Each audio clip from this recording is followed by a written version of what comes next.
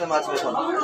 এই তো দুপুরো সাই জিনিস গোল গোল চড়া চড়া মাল, গোল গোল চড়া চড়া মাল এবার।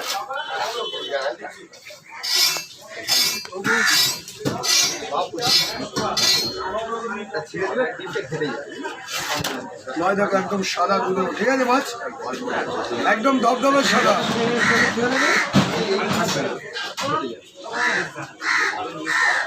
কত পিস করবো আপনি ওটা? ঠিকঠাক করে দাও। দেবো 100 গ্রাম কেটে দেবো। না না